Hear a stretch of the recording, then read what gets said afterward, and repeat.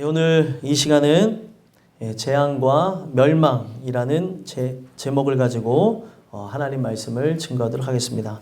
저와 여러분이 역대하의 말씀을 읽었는데 저번 주에도 말씀을 드렸지만 사실 역대기를 상하로 우리가 보기 쉽게끔 편의에 따라서 나누게 된 것이죠. 그래서 이 역대기에서 우리에게 중점적으로 다루고 있는 게 무엇이냐면 다윗과 솔로몬 왕조를 통하여서 지금 나라로서의 모습도 잃어버리고 또 성전 제사 제도도 다 무너져 있는 이스라엘 백성이 과거에 하나님의 그 찬란했던 영광을 기억하면서 일어나라고 하는 차원에서 쓴 것이 역대합니다. 그러다 보니까 다윗이 그 하나님의 은혜 속에 법궤를 옮기면서 춤을 추면서 기뻐했던 사건, 그리고 다윗이 성전을 건축하기 위해서 모든 준비를 마치고 죽는 사건, 그리고 그것을 그대로 이어받아서 솔로몬이 하나님의 지혜를 받고 바로 성전 건축을 시행하는 일 등등 이스라엘 백성이 가장 자랑스럽고 그리고 기억될 만한 일들을 기록하고 있다는 겁니다. 그리고 솔로몬이 결국에 타락하게 되는 것을 통해서 솔로몬 이후에 그 외 왕조라고 저는 그렇게 생각을 하는데 남유다의 이야기만 역대하에 기록을 했습니다. 왜 남유다의 이야기만 기록을 했냐면 북이스라엘은 이미 망하여서 없었을 때예요.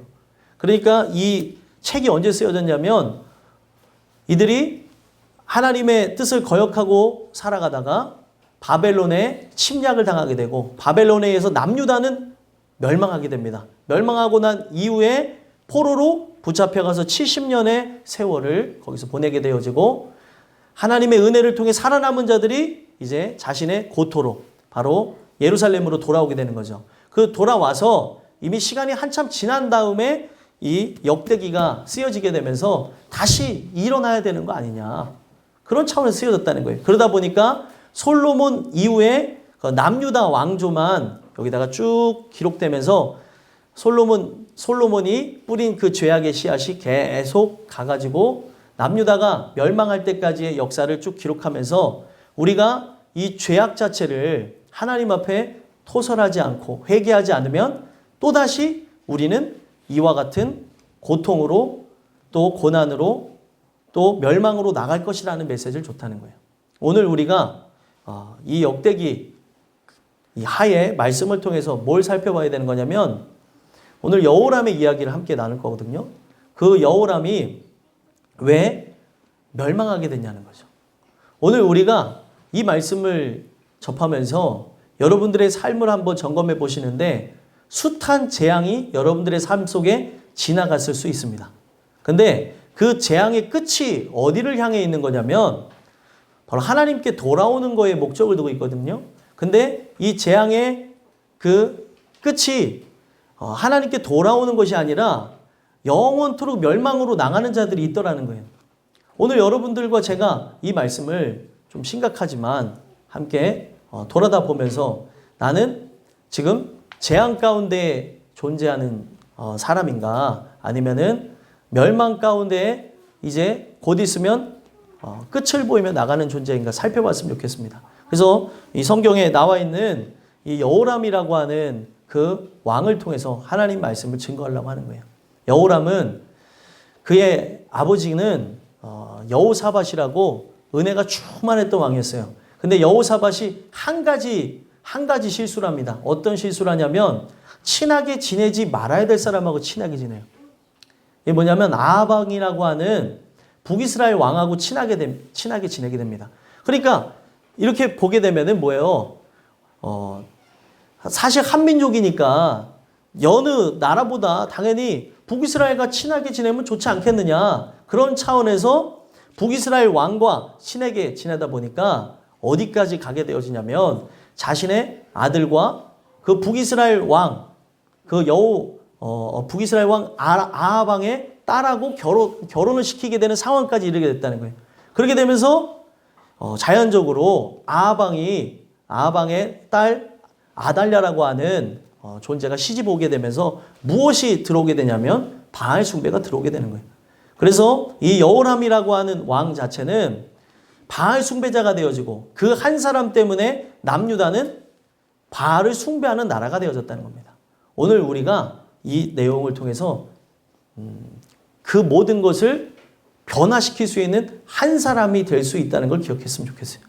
여러분들의 가정에 회복을 일으킬 수 있는 사람이 될 수도 있고 여러분들 가정에 영원토록 멸망으로 나갈 수도 있게 만드는 존재가 될 수도 있다는 겁니다. 오늘 이 여호람 왕의 이야기를 통해서 하나님께서 우리에게 주시는 그 메시지를 잘 기울여 들으시고 여러분들의 가정이 1대, 2대, 3대, 4대 쭉 지나가면서 기독교 가정으로 많은 이들에게 칭찬을 받는 어떻게 보면 세상이 여러분들을 기억 못하고 칭찬하지 않을 수도 있어요.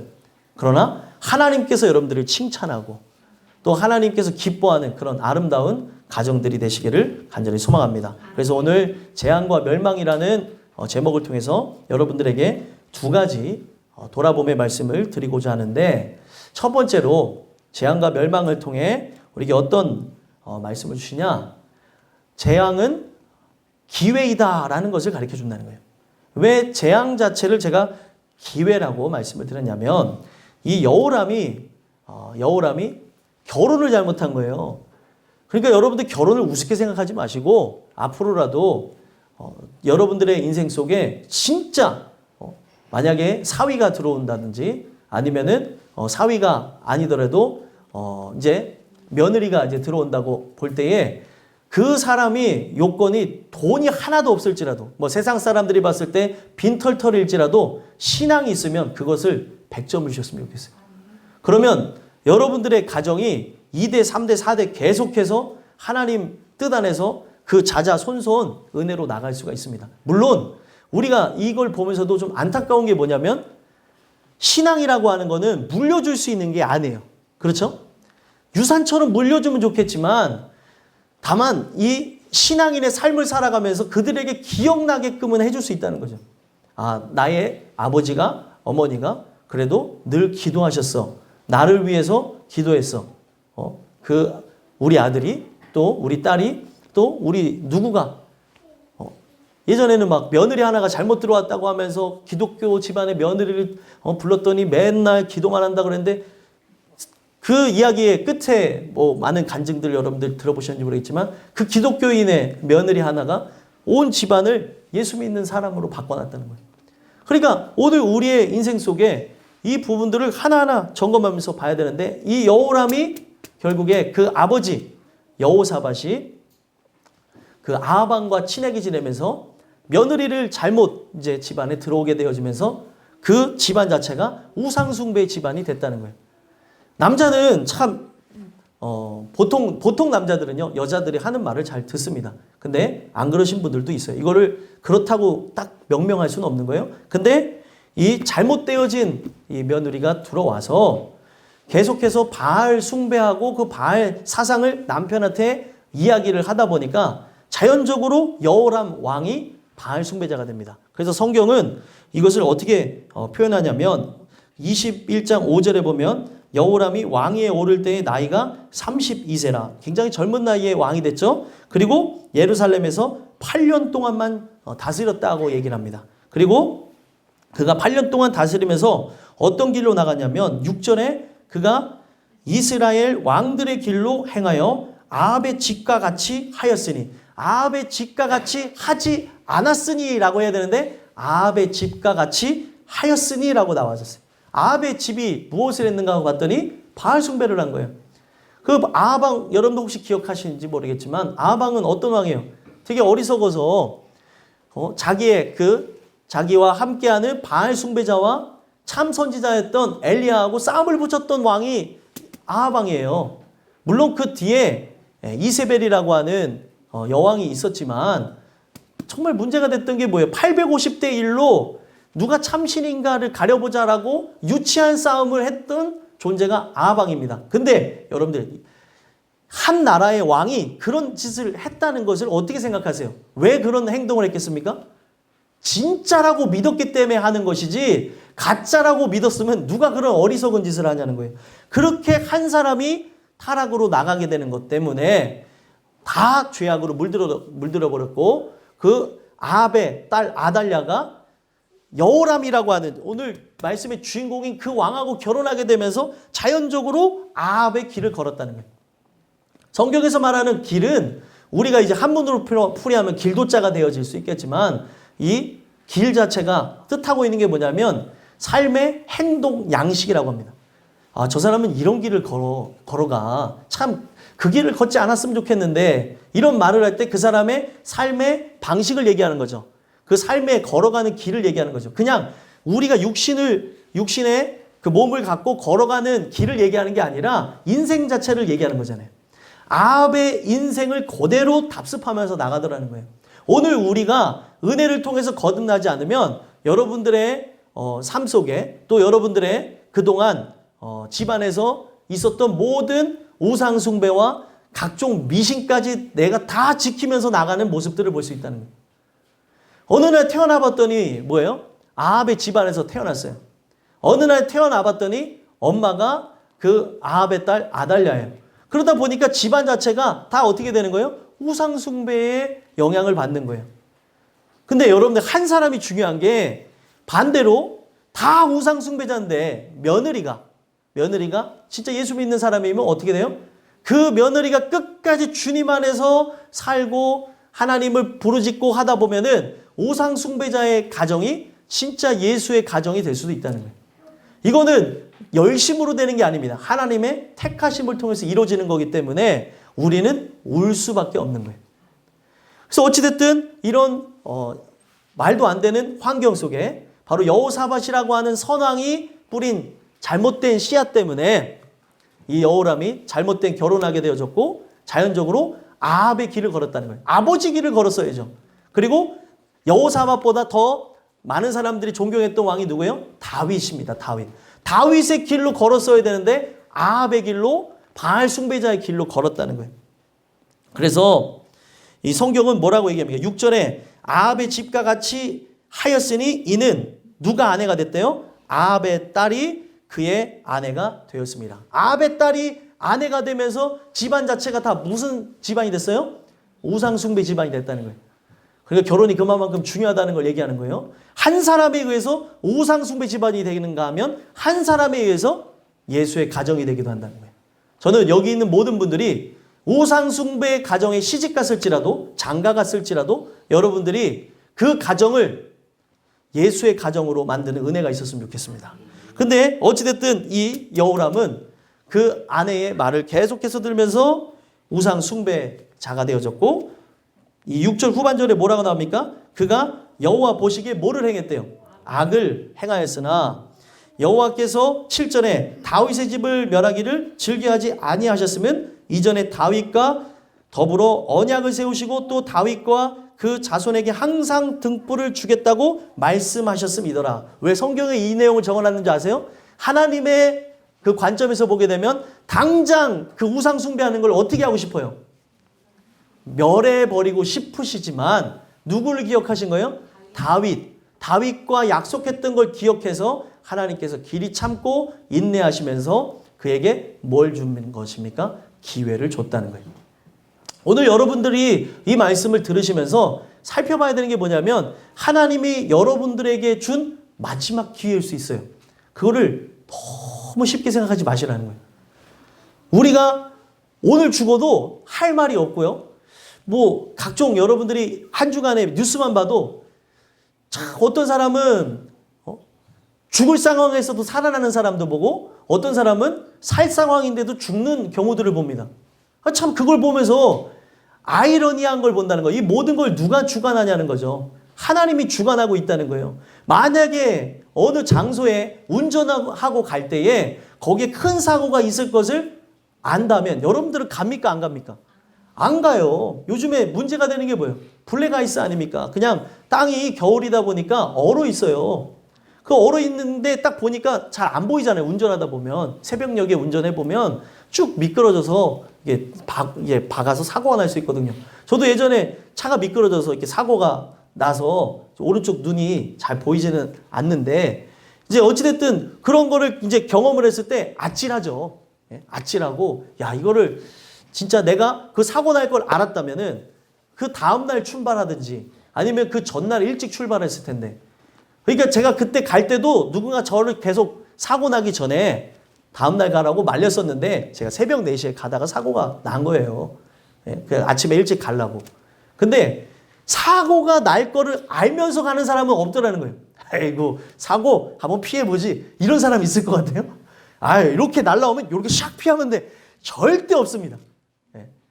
사람이 그것을 알지 못하니까 결국에 그런 사고를 당하는 거죠. 마찬가지로 오늘날 많은 사람들이 그 삶의 그 모든 부분들을 예측하며 살아갈 수가 없다는 사실이에요.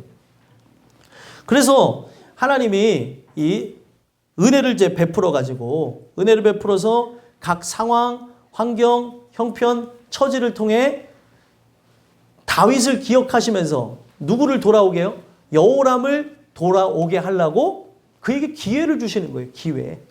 여러분들과 제가 마지막 기회일 수가 있다니까요. 항상 예배를 드리면서 어떤 마음을 갖고 나오셨으면 좋겠냐면 오늘 드리는 예배가 마지막일 수 있을 수 있다는 거예요.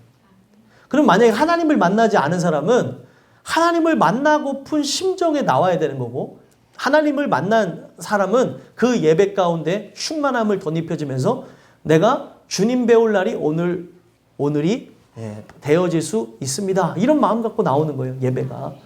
근데 오늘 우리의 삶 속에 이런 사고나 또 이런 마음들을 혼란스럽게 하려고 마귀가 이 모양 저 모양으로 끊임없이 역사를 하더라는 거예요. 정신을 없게 만들기도 하고 또 우리의 마음에 아픈 일들을 주기도 하고 또 어떤 여러 가지 사건과 사고를 통해 정신을 빼앗기게 한다는 거죠. 어찌됐든 하나님께서는 이 여호람을 사랑하시니까 누구를 기억해서요? 다윗을 기억해서 그에게 기회를 주신다는 거예요. 그래서 그가 돌아오라고 하는 차원에서 하나님이 어디서부터 움직이냐면 그의 상황, 환경을 또 형편과 처지를 바꿔버립니다. 바로 그의 나라의 속국이었던 에돔과 림나라고 하는 나라가 있었어요. 에돔과 림나가 바로 배반을 하면서 이스라엘의 속국으로부터 풀려나게 됩니다. 이게 우연이 아니라는 거예요. 이스라엘에게 강력한 그 힘에 다윗이 만들었고 또 솔로몬이 만들어 놓은 그 강력한 그 나라의 왕권을 통해서 그들은 지배받고 나갔어야 되는 상황인데 그 지배가 풀렸다는 거예요. 그냥 나라가 국력이 강해지고 약해지는 것을 얘기하는 것이 아니라 하나님께서 하시는 메시지가 있다는 거예요. 그러면은 오늘날 우리나라의 상황을 보면서 여러분들의 개인의 상황을 보면서 가정의 상황을 보면서 이 모든 걸 누가 주관하고 계세요? 하나님이 주관하시면서 하나님이 하시고픈 이야기가 있다는 거예요. 그것에 민감하시면은 나의 잘못이 무엇인지를 알고 하나님께 회개함으로 여러분들의 삶에 많은 고통이 따르지 않고 온전한 궤도로 온전한 길로 갈 수가 있을 것입니다. 근데 그것을 인지하지 못하고 인지하더라도 무시하고 나간다 보면은 점점점 어떤 일들이 일어나요? 말로 표현할 수 없는 일들이 일어나더라는 거예요. 오늘 여러분들과 제가 살아가면서 여러분들의 삶 속에 일어나는 그 어떤 상황도 우연이 없음을 기억하셨으면 좋겠어요. 우연이 없다니까요. 예전에 우리 교회 집사님 안영분 집사님이 계시네요. 안영분 집사님의 어머님 살아계실 때 제 아내하고 저하고 그 기도해드려 문병을 갔어요. 문병을 갔다가 그렇게 문병을 들어가는 중이었어요. 기도해드리려고 문병을 들으러 가는 중에 우리 눈에, 제 눈에는 안 보여요. 저는 눈이 좀 영안이 좀 열리지 않아서 그런지 제 눈에는 안 보이는데 제 아내 눈에 뭐가 보였냐면 15만 원이 딱 보이는 거예요. 병원 앞에서. 근데 만약에 수표였으면은 갖다가 드렸겠죠. 근데 무슨 돈이었겠어요? 5만 원권 3장이 딱 있는 거예요. 그게 보이나 봐요, 저 사람은. 그런데 그걸 주워가지고 저희가 사용했다는 거 아닙니까? 그때 마침 그 돈이 필요했었어요. 하나님이 그 상황을 그렇게 하시고 전에 지금은 뭐 이렇게 저렇게 어려운 중에도 교회가 계속 이끌어져 가는데 전에는 그 월세 낼 돈이 없었던 거예요. 교회가. 월세 낼 돈이 없는데 이걸 어떻게 해야 되나 했는데 제 아내랑 저랑 그 어떤 모임에 참석을 했는데 그날따라 아이패드에 당첨이 됐네요. 그래서 그 아이패드를 팔아서 월세를 냈다는 거 아닙니까? 그러니까 오늘 우리 별로 남의 얘기니까 좋아하지 않으시는데 예? 아이패드를 썼어야 되나? 아니 그래갖고 그거를 팔아갖고 월세를 내니까 그게 얼마나 감사해요. 하나님이 그런 상황, 환경, 형편, 처지를 주시더라는 거예요. 필요하니까. 지금 이 상황에서 이렇게 해야 되기만 이 상황을 극복해야 되니까 하나님이 그 상황을 이끌어줘서 그걸 돌파할 수 있도록 도와주더라는 거예요. 근데 반면에 지금 이 여호람의 상황은 뭐예요? 에돔과 림나가 유다를 배반하면서 속국으로부터 벗어나 자기의 힘을 과시하고 이제 무시하고 그들로부터 이제 벗어나서 이제 조공을 바치지 않는 상황에 이르렀다는 거예요. 이 모든 건 우연이 없다는 거죠. 그 상황이 결국에 그들에게 일어난 것은 하나님께서 그들에게 하시고 싶은 얘기가 있다는 것. 바로 돌아오라는 얘기를 하고 싶어서 그 얘기를 했다는 겁니다. 근데 그럼에도 불구하고 여호람이 그걸 어떻게 했을까요? 아, 우연일 거야. 아, 이것은 그냥 내가 이 정치를 잘 못해서 그런 거지. 등등등 여러 부분에서 성경에 나오진 않지만 그가 합리화하면서 넘어갔습니다. 넘어가고 계속해서 우상을 숭배하는 거예요. 그랬더니 하나님께서 어떻게 합니까? 보시면은 엘리야 선지자를 통해서 여호람에게 재앙을 이제 허락하시는데 이 재앙의 내용을 보니까 어떤 내용이 있냐면 이 13절에서부터 15절입니다. 13절, 15절. 한번 같이 읽어볼까요? 13절에서부터 15절. 함께 읽어보겠습니다. 시작. 오직 이스라엘 왕들의 길로 행하여 유다와 예루살렘 주민들이 음행하게 하기를 아합의 집이 음행하듯 하며 또 내 아비의 집에서 너보다 착한 아우들을 죽였으니 여호와가 내 백성과 내 자녀들과 내 아내들과 내 모든 재물을 큰 재앙으로 치시리라. 또 너는 창자의 중병이 들고 그 병이 날로 중하여 창자가 빠져나오리라 하셨다 하였더라. 아멘. 자, 이 내용을 보니까 지금 이 여호람 왕이 자기가 왕권을 차지한 것, 장남이었던 것 같아요. 왕권을 차지하는 것은 당연한 건데 불안했죠. 뭐가 불안했어요? 하나님을 섬기면서 은혜로 살아갔던 동생들이 불안하니까 13절에 보니까 너보다 착한 아우들을 죽였다는 거예요. 여기 착하다고 하는 단어가 뭐냐면 하나님 보시기에 좋은 뜻대로 이들이 살았다는 거죠. 그러니까 지금 여호람은 아달랴와 결혼해가지고 바알 숭배하며 하나님이 원하시지 않는 길을 걸었지만 아버지 여호사밧의 뜻을 따라서 아버지께서 하나님을 그렇게 섬겼던 것처럼 여호람 외의 모든 형제들, 성경에 기록되지도 않아요. 그 모든 형제들은 하나님을 섬기고 나갔었다는 겁니다. 근데도 이 여호람은 그게 탐탁치 않고 또 언제든지 왕권 침탈이 일어날 것이라 생각하니까 아우들을 다 죽였다는 거예요. 하나님은 이런 것에 분노하시고 이런 것에 마음 아파하시고 상해하셨던 거죠.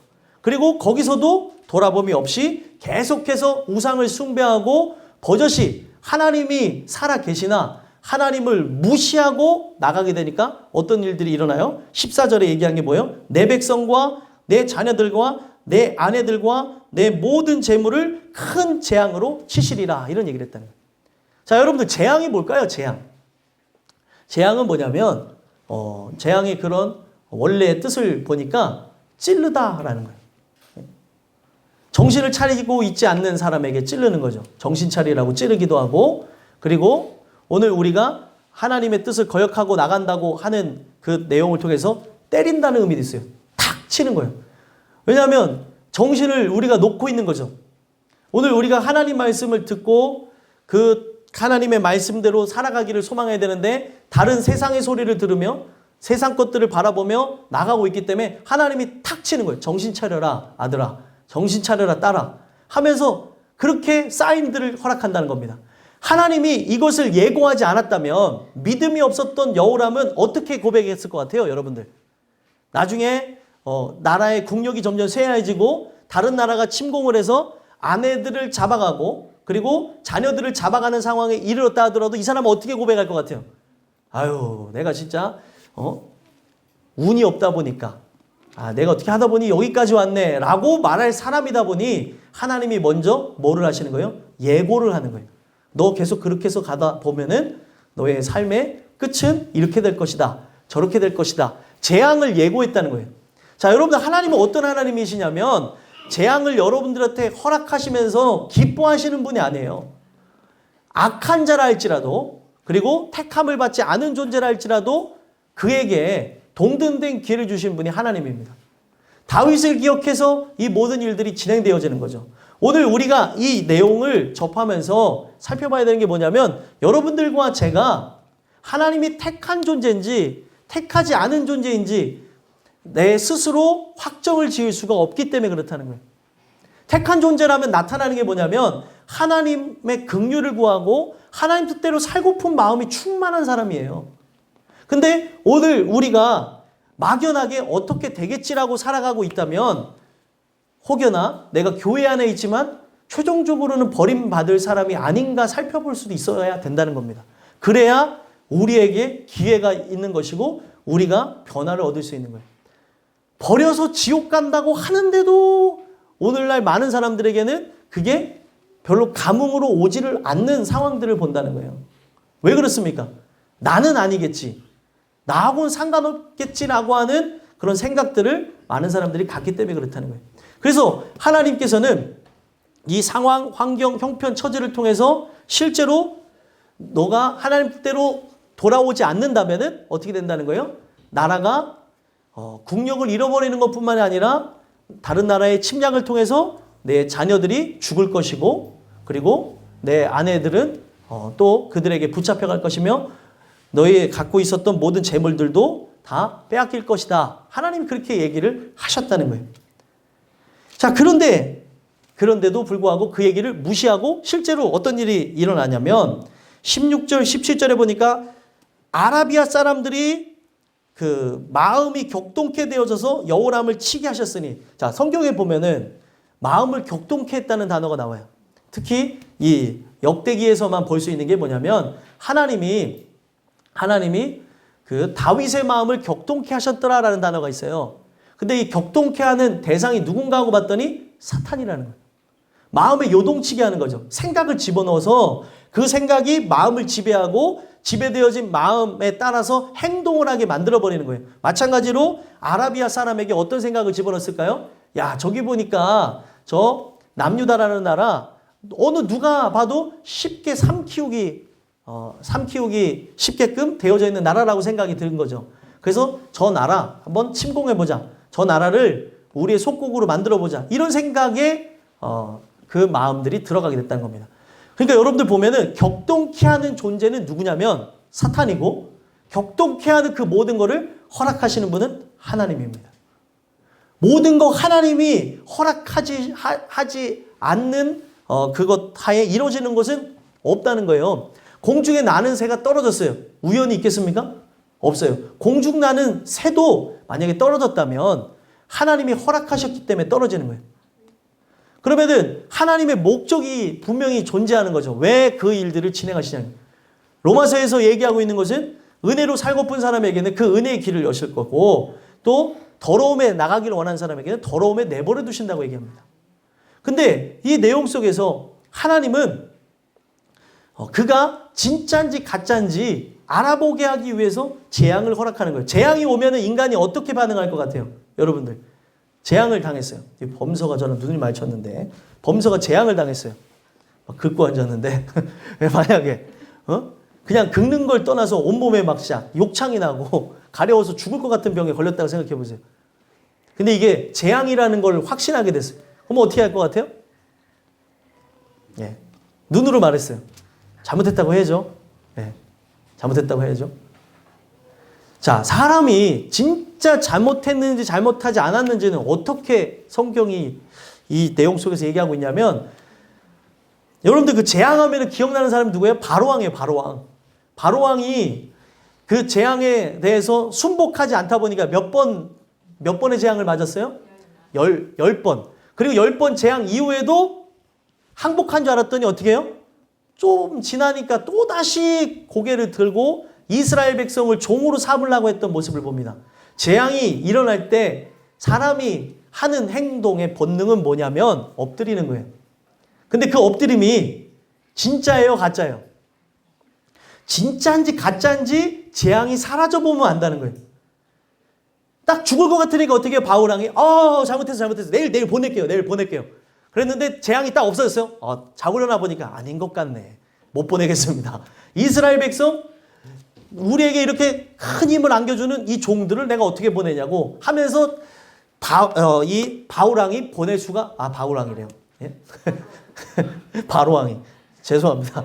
이 흥분하다 보면은 그럴 때가 있어요. 이제 생각하고 말하고 따로 나올 때가 있어요. 자, 바로왕이 그렇게 하지를 않더라는 거예요. 오늘 우리 인생 속에서 함께 살펴봐야 되는 게 뭐냐면 이 바로왕의 발음이 이렇게 한번 꼬이기 시작하면 바로왕의 모습이 누구예요?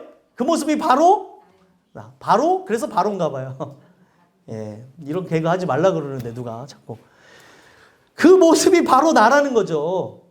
어쩜 이렇게 똑같냐는 거예요. 딱 재앙이 임할 때는 살려주세요라는 게 본능이라니까요.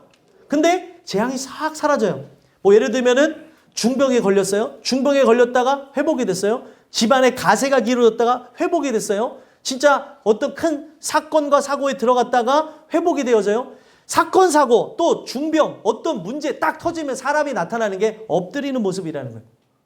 근데 하나님은 이 엎드림이 본능에 의해서 움직인 건지 아니면 진짜 하나님을 두려워해서 한 것인지 테스트를 하는데 어떻게 테스트해요? 재앙을 싹 사라지게 한다는 거예요. 그때 비로소 인간이 어떤 존재인지가 드러나는 거죠. 이게 진짜 항복인지 가짜인지를 보시겠다는 거예요. 자, 바로왕이 결국에 계속 그렇게 가다가 어떻게 됐습니까? 첫 번째 재앙, 두 번째 재앙 계속 가다가 10번째 재앙에 누구까지 잃어버려요? 장자까지 잊어버리고 기력의 시작이라고 하면서 장자까지 하나님께서 죽여버리게 하시고 나중에는 누구를 데려가세요? 바로왕을 데려가시는 거예요. 여러분들 사람이 어떤 존재냐면은 그렇게 격동해서 여호람을 치게 했다고 했을 때도 눈 하나 깜짝하지 않습니다. 사람은 그런 존재예요. 그리고 이 내용을 보면은 유다를 이제 침략을 해서 왕궁의 모든 그 재물과 그의 아들들과 아내들을 탈취하였다라고 얘기해요. 사람이 어떤 존재냐면 진짜 내 자녀를 사랑하는 것도 맞고 내 남편도 사랑하는 것도 맞고 내 아내도 사랑하는 것도 맞고 부모 사랑하는 것도 맞고 할아버지 할머니 사랑하는 것도 맞고 손주 사랑하는 것도 맞아요. 근데 여러분들 사람은 이 본능을 따라서 살아가는 존재, 자기의 생명을 본능적으로 소중히 여기는 존재이다 보니까 자녀가 죽어나가는 상황 속에서도 회개를 하지 않는다는 거죠.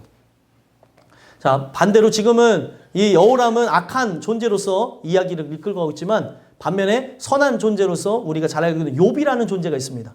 그 욥이 집안의 가세가 기울어지고 자녀가 죽어나가는 그런 상황 속에서도 그 사람 뭐 했을 것 같아요? 여호와 하나님을 찬양했던 사람이에요. 근데 그런 상황 속에서 이제 아내가 떠나가면서 네 생일을 저주하고 죽으라고 얘기하고 별소리를 다 하는데도 눈 하나 깜짝 안 하고 주신이도 여호와시고 또 걷어가시고 취하시는 분도 여호와시다라는 고백까지 하면서 정말 신앙이 좋은 모습을 보였습니다. 그런데 자기가 이제 병에 걸리게 되니까 어떻게 될까요? 하나님보다 자기가 의롭다고 하면서 하나님을 향해서 손가락질하는 모습을 보여줬다는 거예요. 욥이.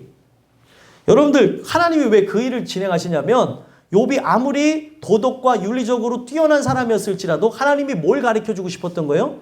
너는 죄인이다라는 걸 가르쳐줘요.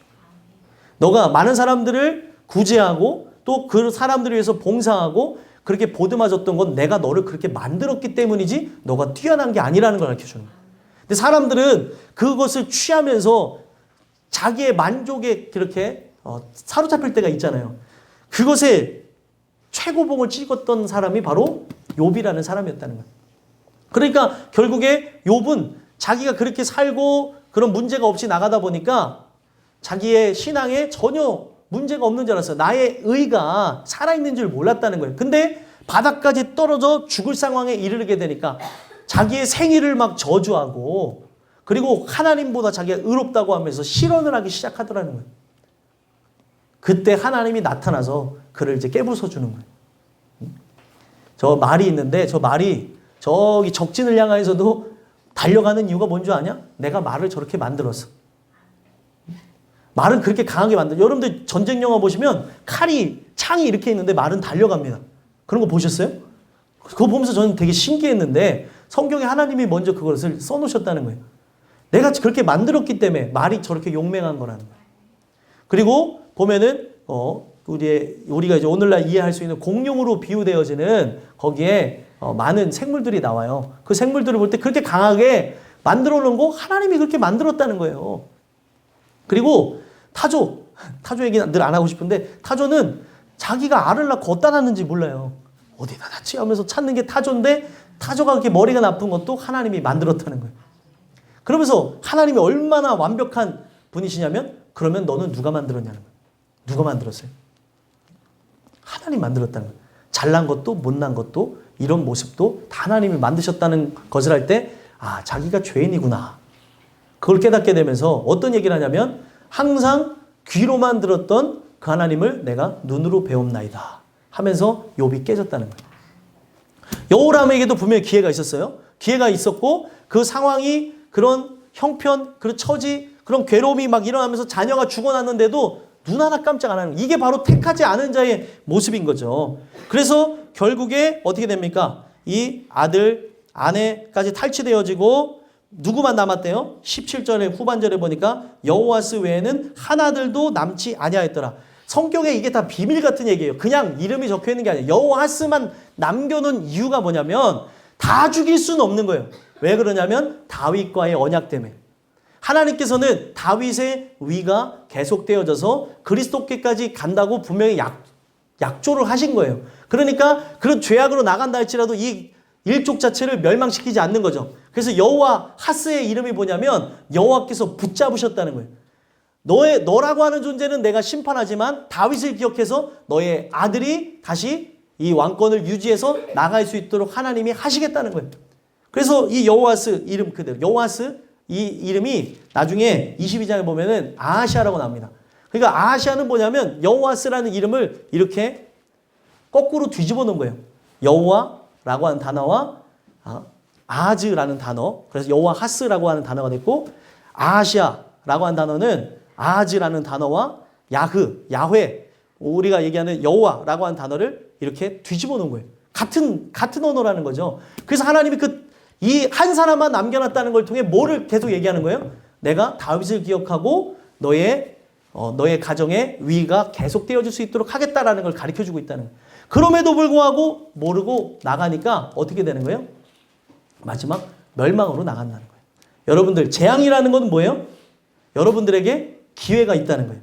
오늘 이 말씀을 통해서 이 기회가 여러분들에게 마지막 기회인지 한번 살펴보면서 나갔으면 좋겠어요. 이 주시는 그 말씀에 따라서 오늘 이 재앙이라고 하는 거는 하나님께서 아직도 나에게 기회를 주시기 때문에 일어나는 게 재앙인 거죠. 이 재앙의 많은 일들, 여러분들의 사건과 사고와 또 우리의 삶에 일어나는 많은 일들과 질병을 통해서 하나님께 완전히 항복하는 은혜가 있게 되기를 간절히 소망합니다. 마지막 두 번째로 결론부입니다.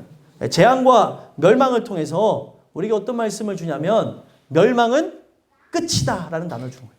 재앙은 아까 뭐라 그랬어요? 기회. 재앙은 아직 더 우리에게 다시 돌아올 수 있는 기회를 주신 거예요. 그래서 재앙으로만 쓰는 게 아니라 반대로 이 재앙이라는 것을 성경에서 하나님 은혜로 이끌고 간다는 차원에서 뭐라고 표현하냐면 징계라고 얘기해요. 징계는 뭐예요? 하나님께서 매를 들어서 치시는 거예요. 돌아오라고. 그런데 멸망은 뭐예요? 끝이에요. 멸망은 우리에게 어떤 삶에 회개할 기회를 전혀 주지를 않는 게 멸망이라는 겁니다. 그래서 결국에 마지막으로 이 하나님께서 마지막 재앙을 누구에게 허락하세요? 여호람에게 허락하시면서 오늘 본문에 보니까 여호람을 치사 18절에 얘기하죠. 18절을 읽어볼게요. 읽어보겠습니다. 시작. 이 모든 일 후에 여호와께서 여호람을 치사 능히 고치지 못할 병이 그 창자에 들게 하셨으므로. 아멘. 이 모든 일 후에 여호람을 치셨다라고 얘기해요. 그리고 여호람이 이 걸린 병 자체가 창자가 그 빠져나오는 병. 오늘날 얘기하면 탈장이 일어난 상태에서 쭉 가다가 결국에 죽게 되어진 그런 병이었거든요. 근데 바로 죽은 게 아니에요. 19절 한번 읽어볼까요? 19절 읽어보겠습니다. 시작. 여러 날 후 2년 만에 그의 창자가 그 병으로 말미암아 빠져나오매 그가 심한 병으로 죽으니 백성이 그들의 조상들에게 분향하던 것 같이 그에게 분향하지 아니하였으며. 아멘. 자, 이 내용을 보니까 2년 만에 그의 창자가 그 병으로 말미암아 빠져나오매 심한 병으로 죽었다는 거예요. 시간이 얼마나 있었어요? 2년이라는 세월이 있었던 거예요. 하나님께서 자녀가 다 죽어나가고 여기서 전쟁을 통해서 그가 이 병을 얻었는지, 아니면 자녀가 죽어나가고 아내가 붙잡혀가는 상황 속에서 충격으로 인해서 이 탈장이 일어났는지 정확하게 성경은 묘사하지 않지만 이 내용 속에서 볼 수 있는 건 뭐예요? 그에게 시간이 없었던 게 아니었다는 거예요.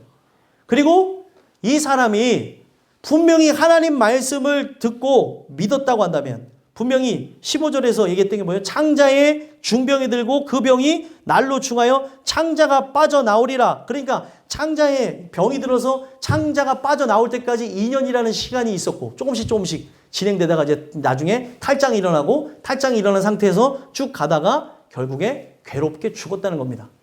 여러분들, 하나님의 은혜가 왜 필요하냐면, 그런 상황이면 여러분들 어떻게 할 것 같아요? 하나님께 항복할 것 같지 않아요? 인간이 은혜가 없으면 항복을 하지 않습니다. 살려달라고를 안 해요. 하나님 도와주세요라고를 안 한다는 거예요. 이렇게까지 하는 이유는 하나님이 오늘 우리 인간을 그렇게 사랑하셔서 끝까지 포기하지 않는다는 것도 보여주시고, 하나님의 결국에 선택하심만이 이 모든 것을 바꿀 수가 있다는 거예요. 인간의 결단, 의지로 되어지는 게 아니라는 거죠. 하나님이 그를 선택하셔서 변화하겠다고 하는 의지가 있으셔야 하나님이 끝까지 포기하지 않고 나가심으로 그 영혼을 바꿔놓는 것이지, 그 한 사람이 이런 일 저런 일 통해서 내가 하나님 은혜로 살아야지 라고 하면서 결단하고 나가는 거를 그냥 두시는 게 아니라는 거예요. 그렇게 결단한 거는 제가 생각했을 때 며칠 못 갑니다. 은혜대로 살아야지, 내가 올 한 해는 절대 하나님 말씀 안에서 거하고 예배 빠지지 말아야지. 그럼 그때부터 예배 빠질 일 더 생기고, 하나님의 뜻을 거역할 일도 더 생기고, 내가 그렇게 살라고 작정한 그것하고 반대되는 일들이 막 쏟아져 나온다는 거예요. 여러분들, 오늘 우리의 인생 속에 하나님께서 그 멸망이라는 것은 완전히 끝이라는 걸 가르쳐 주는데, 나에게 일어난 이 재앙이 오늘 완전히 끝으로 나가는 것은 아닌지 돌아다볼 필요가 있지 않겠냐는 거예요. 재앙이 뭐 거창해서 재앙입니까? 오늘 그 재앙이라고 하는 것 자체는 자그마한 것에부터 일어나는 거고, 자그마한 것에 의해서 인생은 언제든지 하나님의 부르심을 얻을 수 있는 존재라는 거예요. 그래서 결국에 이 창자가 빠져나가는 질병을 통해 그가 죽게 되어졌는데, 이거를 인간이 스스로 고치려고 했을 것 같습니까? 안 했을 것 같습니까? 했겠죠. 왕인데 어떤 것을 통해서라도, 모든 방법을 총동원해서라도, 오늘날로 얘기하면 임상 실험을 하면서까지 자기의 생명을 유지하려고 했을 거라는 거예요. 근데 여러분들, 이게 보셔야 되는 게 있어요. 뭐가 있냐면, 하나님이 병들게 하시고, 그러니까 우리가 살아가면서 그냥 병도 걸리게끔 되어질 수 있겠지만, 하나님이 주관하시는 것이 있다는 거예요. 주관하시는 병. 여기 보면은 여호람을 치사라고 분명히 나오죠. 능히 고치지 못할 병. 일부러 하나님이 이걸 적어놓은 거예요. 하나님이 여호람을 쳐서 능히 고치지 못할 병. 그때 당시의 의술로는 죽었다 깨나도 이것을 고칠 수 없는 병을 하나님이 들게 하셨다는 거예요. 그러면 그때도 역사하신 하나님이 지금도 역사하실 수 있나요? 없나요? 있죠. 병뿐만이 아니라 우리의 삶의 가세나 아니면은 우리가 하는 모든 일들 속에도 하나님이 역사하셔서, 하나님이 이 저주를 풀리지 않도록 하시면, 내가 아무리 돈을 벌어도 어디로 새나가는지 모르게끔 돈들은 다 새나간다는 거예요. 내가 이렇게 노력했으면 뭔가 채워져야 되는 게, 이렇게 했으면은 뭔가 결실이 있어야 되는데, 다 무슨 구멍이 나서 그 구멍에 물이 막 새나가는 것처럼 그렇게 집안을 만들어버리실 수 있는 분이 하나님이라는 거예요. 이스라엘 백성은 몰랐죠. 이스라엘 백성이 이런 상황들을 모르니까 하나님께서 보면은 너희들이 농사를 져도 그 농사가 안 되고 너네들이 이렇게 열심을 갖고 산다 할지라도 왜 이 수확이 적으며 삶의 그 모든 돌파가 일어나지 않는지 너네 몰랐지? 왜 그러냐면 내가 이 모든 걸 안 되게 했다. 하나님께서 그렇게 얘기를 하셔요. 학개서에 보게 되면은 이들이 하나님의 그 은혜를 통해서 성전을 재건하고 나가야 되는데 성전을 재건하지 않고 16년 동안 미뤄지면서 16년의 세월을 허송세월 보냈다는 거예요. 이 내용은 왜 중요하냐면 우리가 하나님 뜻대로 16년을 기쁨으로 감사로 나갈 수 있는 반면에 16년을 허송세월 보내면서 고통과 괴로움 속에 살아갈 수도 있다는 겁니다. 16년도 괜찮고 또 더 큰 날수 나오죠. 40년도 나오고 또 일평생을 그렇게 살아갈 수 있는 게 인간이라는 거예요. 오늘 하나님께서 능히 고치지 못할 병을 들게 하시면 어떤 방법으로도 이겨낼 수가 없다는 거예요. 이거는 단지 병만 얘기한 것이 아니라 하나님이 손댄 하나님께서 그 영혼에게 저주를 만약에 내리셨다고 하면은 집안이나 아니면은 자녀나 아니면 자기 개인 인생사까지 그 어떤 부분도 나아질 수가 없다는 겁니다. 하나님의 목적이 있는 거예요. 이걸 통해서 택한 자들은 돌아옴을 받는 거고 하나님을 그럼에도 불구하고 찾지 않고 나가는 그에게는 더 큰 고통과 괴로움으로 나가게 하기 위해서 그렇게 했다는 겁니다. 그래서 그 시간이 있었는데도 계속 하나님을 거부하고 우상 숭배로부터 떠나지 않으니까 점점 고통이 강해져서 2년 만에 창자가 다 빠져나와서 죽게 되어질 때 거기 모든 백성들이 보면서 뭐를 생각했냐면 남유다가 우상을 숭배하고 있었던 나라였지만 이 여호람 왕 때문에 많은 사람들이 우상 숭배로 넘어갔지만 그 나라는 하나님을 섬겼던 나라잖아요. 그러니까 이 모든 부분에서 그들이 생각했던 게 뭐냐면 여호람 왕이 했던 이 모든 게 뭐라고 생각하는 거예요? 죄구나. 이게 하나님이 보시기에 되게 좋지 않은 악한 행동을 했구나 해서 그가 죽은 다음에도 뭐를 합니까? 분향을 하지 않았다고 얘기해요. 분향을 하면서 함께 해야 되는데 분향하지도 않았고 20절에 마무리할 때 보니까 어떻게 됐습니까? 아끼는 자 없이 세상을 떠났다는 거예요. 누구든지 그 사람이 죽기를 바랬다는 거예요. 얼마나 죄악으로 나갔다면은 그 백성이며 누구며 하나 할 것 없이 다 그가 죽기를 바랬냐는 거죠. 여러분들 오늘 우리의 삶이 하나님 은혜를 통해서 돌아오지 않으면 이렇게 고통과 괴로움을 따라 살다가 어떤 누구도 환영받지 못하는 죽음에 우리가 처하게 될 수 있다는 거예요. 그래서 결국에 그를 다윗성에 장사하였으나 열왕의 묘실에 두지 않았다. 열왕의 묘실에 두지 않았다는 얘기가 뭔 것 같아요? 왕으로 인정하지 않았다는 거예요. 왕이었으나 분명히 남유다의 왕이었으나 남유다의 왕으로 인정하지 않는 걸로 끝난 거예요. 뭘로 인정한 거예요? 백성들이. 우상숭배자. 이 나라를 망친 사람으로 인정하고 끝났다는 거예요.